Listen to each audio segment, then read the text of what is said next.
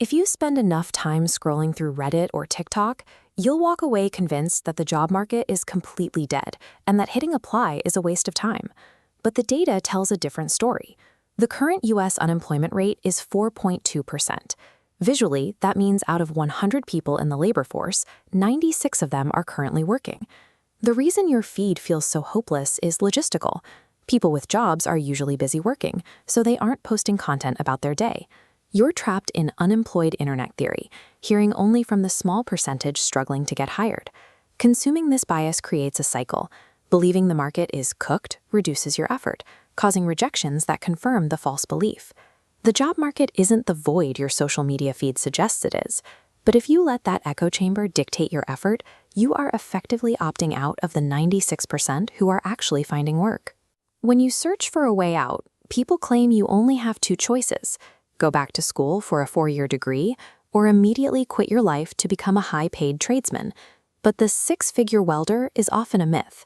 Those salaries usually require years of low-paid apprenticeship and back-breaking labor, and you typically only hit the high numbers if you take the risk of starting your own company later in life. A more direct path is targeted upskilling.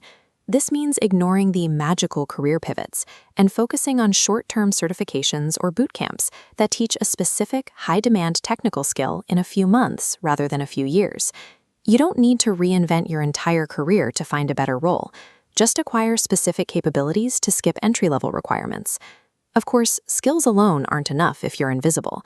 Most people avoid networking because it feels like corporate begging or cold calling strangers for a favor.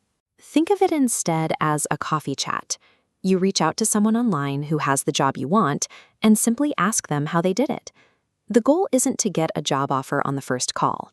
It's to establish a connection so that when a position does open up, you're a real person they recognize rather than an anonymous name in a database. This is the power of a referral. While thousands of applications sit in a massive digital pile, a referral pulls your resume out of the stack and puts it directly in front of a hiring manager. A quick video call builds the rapport needed to secure a referral later, giving an edge that cold applications can't provide. Then there's the application process itself. People think they need a fancy, graphic-designed resume and complex AI tools to stand out. But companies are often just looking for the easiest path to a hire. Statistically, they are far more likely to interview the people who apply within the first few hours of a job being posted. Instead of perfecting one resume for a week, follow the 24-hour rule. Filter for jobs posted in the last day and apply immediately. Being first is often more valuable than being perfect. To move that fast, stop using complicated AI platforms and just use a basic browser extension to autofill your standard information. The goal is to remove every possible point of friction so you can increase your volume. Automated scanners filter resumes. A colorful design confuses the software and gets rejected instantly, but a boring text-only template slides right through.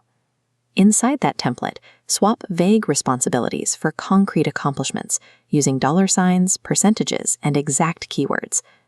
Applying for jobs is a volume game.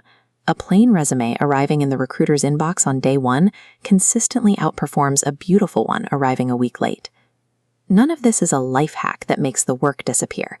The process is still repetitive, tedious, and often discouraging.